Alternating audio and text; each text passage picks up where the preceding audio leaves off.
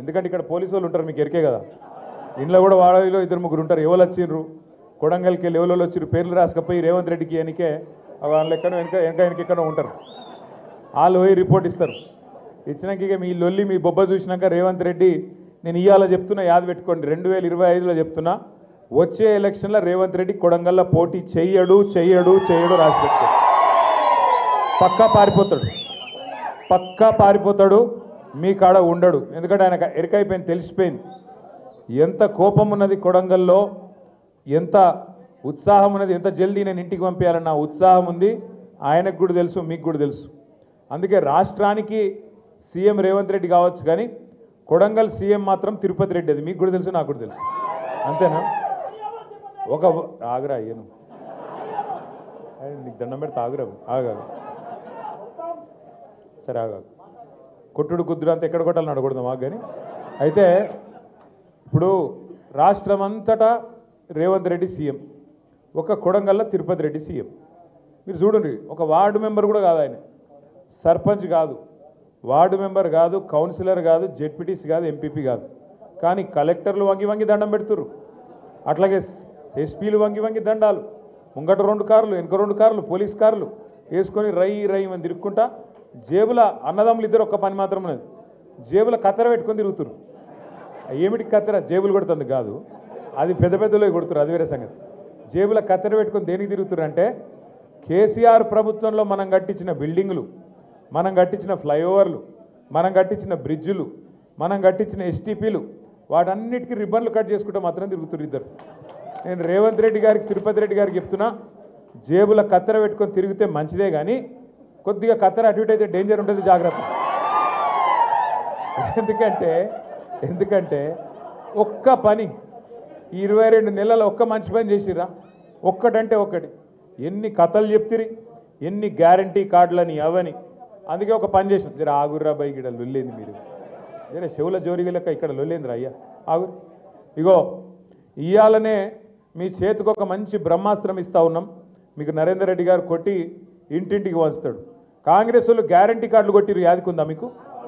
Guarantee అని ఉదరగొట్టి రేవంత్ రెడ్డి సంతకము, బట్టి విక్రమార్క సంతకము, రాహుల్ గాంధీ సంతకాలు పెట్టి ఇచ్చిరుసుడు. అందుకే ఇలా మనం కొట్టినాం. ఇక 22 ఏళ్ళు అయింది కదా. అందుకే కాంగ్రెస్ వాడు ఎవరికి ఎంత బాకీ ఉన్నాడని కాంగ్రెస్ బాకీ కార్డు కొట్టినాం మనం. ఇప్పుడు ఏం బాకీ చూడరు, ఒకసారి మీకు పంపిస్తా అందరికీ. మంచిగా ఈ బాకీ కార్డు ఇంటింటికి వంచాలి. వాడు గ్యారంటీ కార్డు వంచినట్టు మనం బాకీ కార్డు వంచుదాం. ఏమిటిది ఇది? సింపుల్ లెక్క. ఆడపిల్లలు ఉన్నారు, ఏం చెప్పారు మీకు? నెలకు 2500, కోడలకు 2500, అత్తకు 4000. మరి కోడలకు 22 నెలలకు ఎంత బాకీ ఉన్నాడు? 55,000 బాకీ ఉన్నాడు రేవంత్ రెడ్డి. అందుకే రాసినవా, ఇగో మహిళలకు నెలకు 2500, 22 నెలలకు ఎంత బాకీ? 55,000 బాకీ. అట్లనే ముసలోళ్ళకు 4000 ఇస్తా అన్నాడా? కేసీఆర్ 2000 ఇస్తేనే 4000 ఇస్తా అన్నాడా? మరి ఇప్పుడు 22 నెలలే. గదే కేసీఆర్ ఇచ్చిన పెన్షనే వస్తుంది తప్ప కొత్త కాంగ్రెస్ పెన్షన్ వచ్చిందా? మరి నెలకు 2000 ఎగ్గొట్టిండా లేదా? 22 నెలలకు ఎంత బాకీ? 22 నెలలకు ఒక్కొక్క ముసలాయనకు, ఒక ముసలమ్మకి ఎంత బాకీ? 44,000. ఇప్పుడు రేవంత్ రెడ్డి వచ్చినాక 8 లక్షల పెళ్లిళ్ళైనాయి, 1 కాదు 2 కాదు. ఈ 2 ఏళ్లలో 8 లక్షల లగ్గాలైనాయి. ఎన్ని తులాల బంగారం బాకీ ఉన్నాడు? 8 లక్షల తులాల బంగారం బాకీ ఉన్నాడు. అట్లే వికలాంగులు ఉన్నారు కదా, వికలాంగులకు కేసీఆర్ గారు ఉన్నప్పుడు 4,000 పెన్షన్ చేసిండు. కాంగ్రెస్ వాళ్ళు ఏం చెప్పారు? 6,000 ఇస్తామని చెప్పారు. మరి ఇప్పుడు 22 నెలలు అయిపోయింది వికలాంగులకు. ఎంత బాకీ ఉన్నాడు? 22 × 2000 ఎంత? 44,000 బాకీ వికలాంగులకు, 44,000 బాకీ ముసలోళ్లకు, 8 లక్షల తులాల బంగారం బాకీ లగ్గమైన వాళ్ళకు, అట్లాగే ఆడపిల్లలకు 55,000 రూపాయలు బాకీ.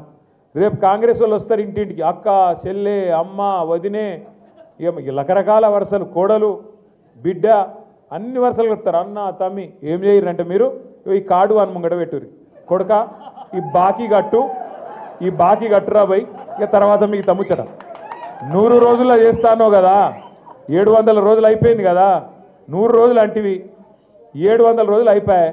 మరి బాకీ కట్టు, ఓట అడుగు, గంతే. వేరే ఏం లేదు, కొట్టేది లేదు, గుద్దేది లేదు, చంపేది లేదు, ఏం లేదు.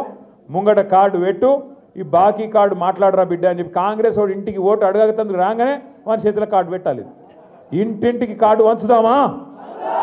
పంచుడేనా కొడంగల్ గట్టిగా గుద్దుడేనా గంతే ఇక అన్ని భాషలలో కొట్టించిన ఇగో ఉర్దూలో కొట్టించిన మీ శాంతిబాయికి ఇచ్చిన ఇక ఉర్దూలో కూడా కొట్టించిన ఎవరికైనా దబ్బన బాగా చదువుకున్నాడు మా సురేష్ లెక్కుంటే ఆ ఇంగ్లీష్ దియే ఇక ఇంగ్లీష్లో కూడా కొట్టించిన దబ్బన చదువుకున్న పిల్లగాళ్ళు ఉంటే వాళ్ళ కోసం ఇంగ్లీష్ తెలుగు విన రాకపోతే అన్నట్టు ఇంగ్లీష్లో కూడా కొట్టించినాం ఇక మీరు కావాలంటే గోర్మాటి భాషలో కొట్టిమంటే గోర్మాటి భాషలో కూడా కొట్టిస్తాం అర్థమైందా కాబట్టి నేను మిమ్మల్ని కోరేది ఒకటే మనం ఎవ్వని తిట్టివద్దు ఎవ్వనితో పంచాయతీ వద్దు ఆడు మళ్ళీ ఇంటికి పోలీసులు పంపుడు కేసులు పెట్టుడు వాని చుట్టూ తిరుగుడు ఇవే వద్దు కాంగ్రెస్ మోసానికి తిరుగులేని జవాబు మీ చేతుల్లోనే ఉన్నది కాంగ్రెస్ మోసం మీద మనం వదులుతున్న బ్రహ్మాస్త్రమే ఈ బాకీ కార్డు ఈ బాకీ కార్డు అని ముంగట పెట్టాలి కాంగ్రెస్ కార్యకర్త ముంగట చెప్పు బిడ్డ మరి ఎప్పుడు ఇస్తావు ఈ పైసలు రాసిచ్చిపో మీ రేవంత్ రెడ్డి సంతకం పెట్టి మళ్ళీ పంపి అప్పుడు మాట్లాడతా అని చెప్పాలి ఇంకొక మాట మాట్లాడేది లేదు ఇంకొక ఆలోచన చేసేది లేదు నేను మీ అందరినీ కూడా కోరేది ఒకటే మీకు అన్ని విషయాలు తెలుసు ఎందుకంటే ఇప్పుడే మా సీరన్న కరెక్ట్ చెప్పిండు బయట వేరే నియోజకవర్గాల రేవంత్ రెడ్డి గురించి సగం సగం తెలిసేమో కానీ ఇక కొడంగలోళ్ళు మీరు మీకు నేనేం చెప్పాలి అది అంటారు చూడు పుట్టుమచ్చలతో సహా ఎరికే మీకు ఆయన గురించి ఆయన ఏం మాట్లాడతాడు ఎప్పుడేం డైలాగులు కొడతాడు ఎంత మోసగాడు అందరికంటే ఎక్కువ కొడంగలోళ్ళకే తెలుసు ఎంత ఘోరం కాకపోతే నేను అడిగేది ఒకటే మీరు గెలిపించారు ఆయన ఊరు కాదు కనీసం ఇక్కడ ఏడనో అక్కడెక్కడనో నల్లమల అంటాడు ఆడ కూడా ఏం దొంగ పనులు చేసినా ఆడికి ఎలగొట్టిరు ఎలగొడితే ఇడికి వచ్చి పడ్డాడు పడ్డాక సరే మీరు దయదలిసి బతుకు తెరువు కోసం వచ్చింది కదా అని మీరు ఒక్కసారి కాదు ఇప్పటికి 2-3 సార్లు గెలిపించారు గెలిపిస్తే శాసనసభలో జన్మనిచ్చిన కొడంగల్ రాజకీయంగా జన్మనిచ్చిన కొడంగల్ను పట్టుకొని అక్కడ భూములు తొండలు గుడ్లు పెట్టని భూములు అంటాడు గంత అన్యాయంగా మాట్లాడచ్చునా ఏ గడ్డనైతే జన్మనిచ్చిందో నీకు ఆ గడ్డ గురించి ఆ ప్రాంతంలో ఉండే భూముల గురించి అక్కడ బంగారం పండించే రైతన్నలు ఉన్నారు వాళ్ళని పట్టుకొని తొండలు గుడ్లు పెట్టని భూములు నేను తీసుకుంటుంటే మా అల్లుని కంపెనీ కోసం ఏం నొచ్చిందా మీకు అని మమ్మల్ని అంటాడు నువ్వు భూములు తీసుకుంటే పేదల కడుపుల మీద కొడుతుంటే చూసుకుంటా ఉండనీకి మేము ఎట్లా కనబడుతున్నాం నీకు కొడంగల్ని ఏమన్నా నీ జాగిరా నువ్వేమైనా రాజు అయినవా ఓట్లేస్తే ప్రజలు ఓట్లతోని ఆశీర్వాదం ఇస్తే ఇలా నీకు 10 వచ్చింది తర్వాత ఢిల్లీ వాళ్ళకు మూటలు కొడితే ముఖ్యమంత్రి 10 వచ్చింది మాకు తెలియదా అది కేవలం నువ్వు ఇవాళ కొడంగల్ ప్రజలు భిక్ష పెడితే ఆయన ఎమ్మెల్యేవు తప్ప నువ్వేదో రాజువు చక్రవర్తి అనుకుంటే రేవంత్ రెడ్డి నీకంటే పెద్ద పెద్దోళ్ళు చాలామంది గిట్లా మాట్లాడిన వాళ్ళు గిట్లా నిలిగిన వాళ్ళు అందరూ అడ్రస్ లేకుండా కొట్టుకపోయినరు కొడంగల్ ప్రజల ఆగ్రహంలో వచ్చే ఎలక్షన్లో నువ్వు కాంగ్రెస్ పార్టీ కూడా అడ్రస్ లేకుండా కొట్టుకపోతారనే మాట నేను విజ్ఞప్తి చేస్తా ఉన్నా కానీ దానికోసం 3 ఏళ్ళు చూసే అక్కర్లేదు దానికోసం 3 ఏళ్ళు ఎదురు చూసే అక్కర్లేదు మీకు మంచి అవకాశం ఇవాళనే ఎలక్షన్ షెడ్యూల్ వస్తుందట ఎంపీటీసీ జెడ్పీటీసీ మరి కొడంగల్లో ఇక్కడనేమో 40 రోజులు మీకోసం జైలుకు పోయిన నరేందర్ రెడ్డి ఇక్కడ ఉన్నాడు అవతల దిక్కేమో ఇవాళ మిమ్మల్ని గెలిపించిన పాపానికి మిమ్మల్ని రోజు అవమానం చేస్తున్నాడు మీకు ఒక్కటంటే ఒక్క పని కూడా చేయకుండా ఆయన జేబులు నింపుకోనికే ఇవాళ ఆరాట పడుతున్న తిరుపతి రెడ్డి రేవంత్ రెడ్డి ఇంకో దిక్కున్నారు నేను కొడంగల్లో ఉండే మా అన్నదమ్ములను ఆడబిడ్డలందరినీ ఒకటే కోరుతున్నా మళ్ళీ మోసపోకండి ఈసారి మీరు చేయవలసిందల్లా ఒకటే అక్కడ ఎంపీటీసీ అయినా సర్పంచ్ అయినా జెడ్పీటీసీ అయినా మీకు అన్ని నియోజకవర్గాలు ఒక ఎత్తు కొడంగల్ ఒక్కటే ఒక ఎత్తు ఎందుకంటే మీరు కొడంగల్నే పెట్టిన ఇంకో తొడపాశం ఏమవుతుంది మొత్తం ఢిల్లీ దాకా పోతుంది వార్త ఓహో ఈయన పశ్చిమ మోసగాడని సొంత నియోజకవర్గం వల్లే చెప్తున్నారు ఇక బయట ఎవరినో అడిగే అవసరం కూడా లేదు కొడంగల్ వాళ్ళకే తెలిసిపోయింది అనే మాట వస్తుంది లేకపోతే ఒక డేంజర్ ఉన్నది మీరు మళ్ళీ కొడంగల్ గెలిపించారు అనుకో అయ్యో ఇంకా 3 ఏళ్ళు ఉంటాడు కదా ముఖ్యమంత్రి 4 రోడ్లు వేయించుకుందాం 2 బోరింగ్లు వేయించుకుందాం అని మోసపోయారు అనుకో ఏమైతే తెలుసా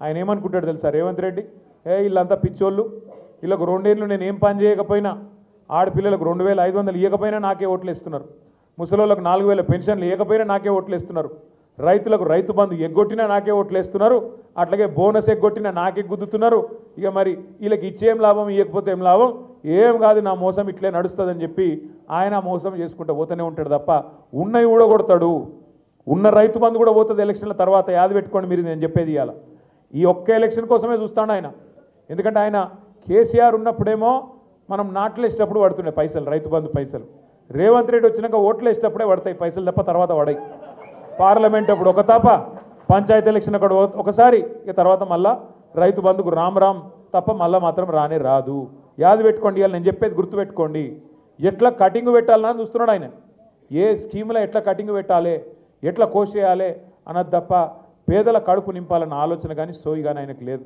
లగచర్ల కావచ్చు, హకీంపేట తాండా కావచ్చు, లేదా ఆ ప్రాంతంలో దుద్యాలలో ఎంత అలజడి, ఇంటింటికి పోయి మా ఆడబిడ్డల్ని ఎట్లా సతాయించిండ్రు, ఆడపిల్లలను కూడా చూడకుండా ఎంత అవమానించిండ్రు, దయచేసి మర్చిపోవద్దు.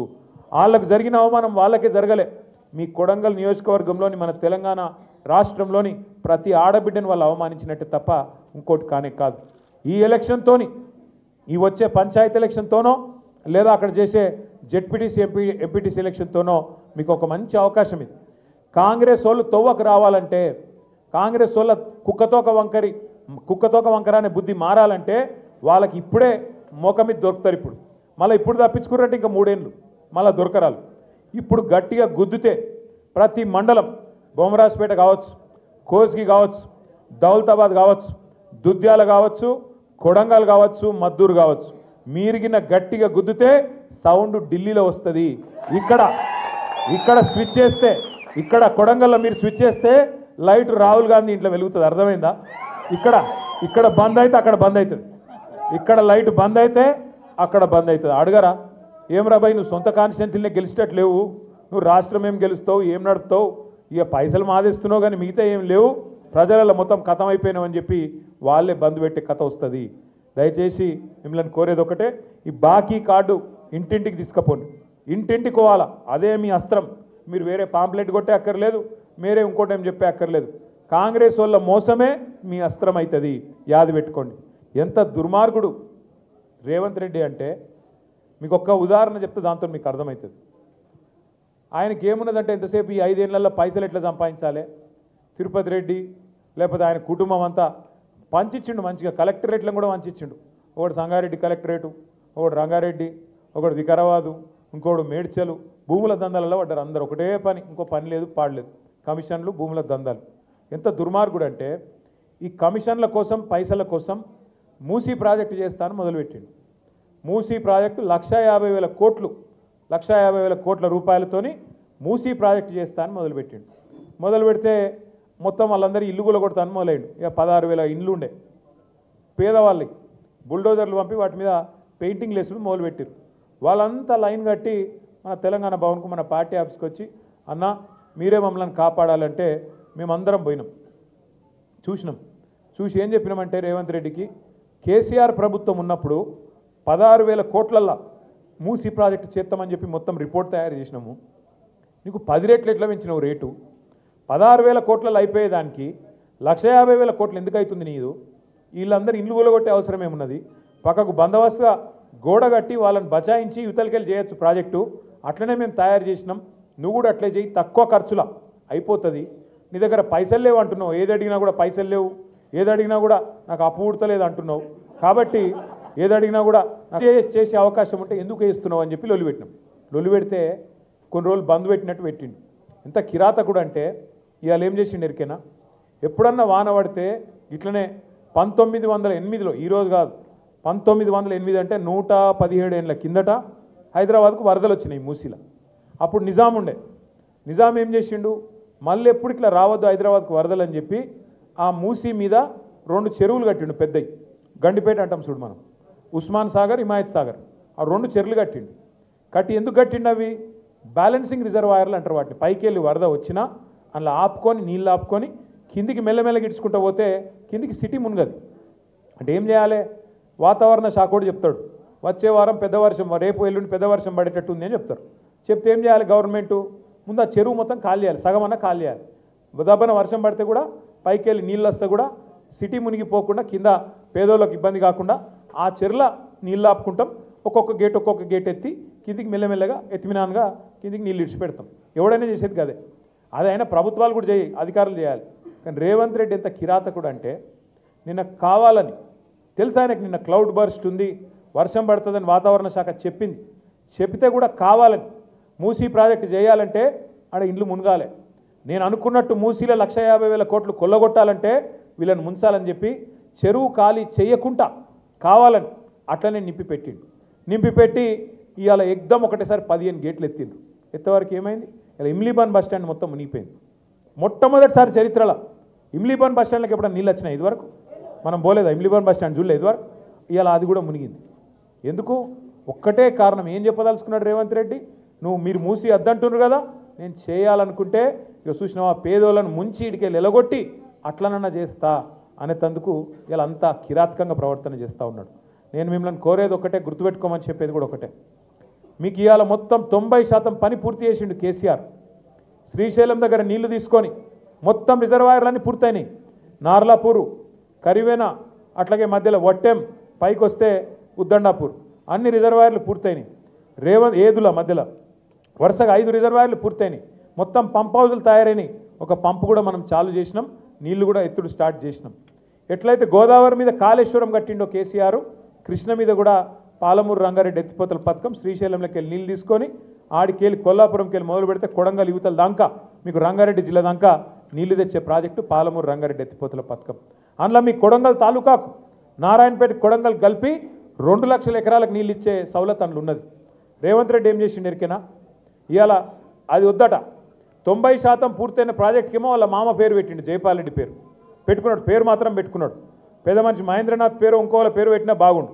తీసుకొచ్చి జైపాల్ రెడ్డి పేరు పెట్టిండు. ఎందుకంటే నీకు పిల్లనిచ్చిన మామ కాబట్టి పేరు పెట్టుకున్నావు, ఓకే. మరి పనులు పూర్తి చేయొద్దా?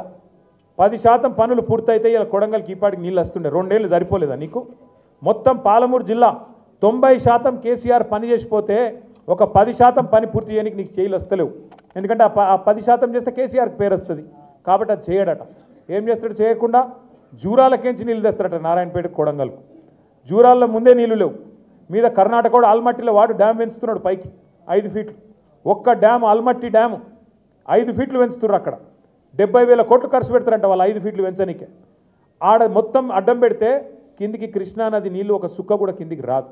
ఆ జూరాల సుక్కు ఉండదు. రేపు ఆ జూరాలకెళ్ళి నీళ్ళు తీసుకొస్తా అని చెప్పి 4,500 కోట్లతోని కొడంగల్ లిఫ్ట్ ఇరిగేషన్ అని ప్రాజెక్టు పేరు పెట్టి 2 కేకు ముక్కలు లెక్క, ఒక ముక్క బాంబులేటి శ్రీనివాసరెడ్డికి, ఇంకో మెగా కృష్ణారెడ్డికి, ఇద్దరికి రాసిండు రేవంత్ రెడ్డి. అంటే కమిషన్ల కోసం ఆ 4,500 కోట్లల్లో 1000 కోట్లు తిందాం, జేబులు వేసుకుందాం, తిరుపతి రెడ్డి జేబులు వేద్దామని అట్లా శ్రీశైలంకి వెళ్ళి నీళ్ళు తెచ్చే సౌలత్ ఉంటే దాన్ని పక్కకు పెట్టి జూరాల పైన డ్యామ్ కడుతున్న సోయి లేదు, కృష్ణా నీళ్ళు ఎట్టదేవన్న సోయి లేదు, ఒక చెరువు నింపే తెలివి లేదు. కానీ కొడంగల్కి ఏదో చేస్తా అని పోజుగొట్టి మీ దగ్గరికి వచ్చి ఆడ శంకుస్థాపన చేసిండు. ఇలా కోర్టుకు అర్థమైంది ఈ విషయం అంతా. కోర్టు స్టే ఇచ్చింది. ఎందుకు చెప్తున్నా అంటే పేరు కొడంగల్ది. ఎందుకు అది కూడా కొడంగల్ పేరు పెట్టి లిఫ్ట్ ఇరిగేషన్ అని పైసలు దొబ్బేతందుకే ఆలోచన తప్ప రేవంత్ రెడ్డికి కొడంగల్లో ఏ ఒక్క మనిషి మీద ప్రేమ లేదు, ఒక పేదవాడి మీద ప్రేమ లేదు, ఒక్క గిరిజనుడి మీద ప్రేమ లేదు, ఒక ముస్లిం మీద ప్రేమ లేదు, ఒక్కడంటే ఒక పిల్లగాడి మీద ప్రేమ లేదు, ఒక పరిశ్రమ పెట్టాలన్న ఆలోచన లేదు. భూములు గుంజుకుంటే అల్లుని కంపెనీ కోసం, ప్రాజెక్టు పెడితే తిరుపతి రెడ్డి కమిషన్ల కోసం తప్ప మీకోసమో మీ నియోజకవర్గం కోసమో ప్రేమ కాదు. ప్రేమ ఉన్నోడైతే మీ భూములలో తొండలు గుడ్లు పెట్టాయని మాట్లాడతాడు ఎవడన్నా? అన్నం పెట్టిన కొడంగల్కు సున్నం పెడతాడు ఎవడన్నా? ఇలా గంత దుర్మార్గుడు రేవంత్ రెడ్డి. అందుకే నేను మిమ్మల్ని కోరుతున్నా, దయచేసి ఆలోచించమని చెప్తా ఉన్నా. ఈ రకమైన మనుషులు, ఈ రకమైన వ్యక్తులు ప్రజాస్వామ్యానికి మంచిది కాదు. కొడంగల్కే కాదు, ప్రజాస్వామ్యానికి మంచిది కాదు. తప్పకుండా వీళ్ళకి బుద్ధి చెప్పాలంటే, మళ్ళీ గులాబీ జెండా జైత్రయాత్ర మొదలు కావాలంటే, ఇంతకుముందు మా యాదగిరి అన్న అన్నాడు ఈసారి మరి మా నరేందర్ రెడ్డికి ఈసారి ప్రమోషన్ ఇవ్వాలి అని. నేనేమంటున్నా, నరేందర్ రెడ్డి ప్రమోషన్ ఇవ్వాలంటే ముందు మీరు కొడంగల్లో మన ఎమ్మెల్యేని గెలిపియానా లేదా? గెలిపిస్తారా లేదా? మరి కొడంగల్ గెలిచి మనం అట్లనే మిగతా అన్ని గెలిస్తేనే కదా మళ్ళీ కేసీఆర్ గారు ముఖ్యమంత్రి అయ్యేది. మరి కేసీఆర్ గారు ముఖ్యమంత్రి కావాలన్నా వద్దా? మళ్ళా కావాలనా? పక్కానా? మరి పక్కా అంటే కొడంగల్ నుంచే జైత్రయాత్ర మొదలు కావాలి. తప్పకుండా మళ్ళొక్కసారి బరిగీసి నిలబడి కొట్లాడి గెలవాలి. మీరు చాలా దూరంకి వెళ్ళి ఇంత వర్షం పడుతుంటే కూడా వచ్చిర్రు. మీ అందరితో నేను కోరేది ఒకటే, ముఖ్యంగా మా గోపాల్ గారు, ఇంకా మిగతా మండల పార్టీ అధ్యక్షులు దామోదర్ రెడ్డి గారు, మీరు అందరితో కూడా, చాంద్ బాషా గారు, ఇంక అందరితో కూడా, జరా పాపం లేడీస్ ఉన్నారు, ఫస్ట్ వాళ్ళని ఫోటో దిగనియరు, మిగతా వాళ్ళు ఇటు రండి, ఇట్లా వచ్చి ఇట్లా పోతే అందరం దిగుతాం. నేను 2 కాదు 3 గంటలు ఉన్నట్టు ఇక్కడనే ఉంటాను మీకోసం. కానీ మీరు గంత దూరంకి వెళ్ళి వచ్చిర్రు, ఫోటో దిగాలనుకుంటే వాళ్ళు ఇట్లా రండి, షేక్ హ్యాండ్ ఇర్రి, కలువురి, పార్టీలో జాయిన్ కండ్రి, అయ్యి ఇటువంటి చిన్న పిల్లలతో వచ్చిన వాళ్ళు ముంగట రానిర్రి. జర్ర మీరు ఆగం చేయకూడదు, తమ్ముళ్ళు మీరు జరుగుర్రి, ఇక్కడ కూర్చున్న వాళ్ళు కూడా జరుగుర్రి. జై తెలంగాణ. థ్యాంక్ యూ అన్న. ఇప్పుడు అందరూ అట్లే కూర్చోండి, మీరు అందరూ ఆనే కూర్చోవాలి ప్లీజ్.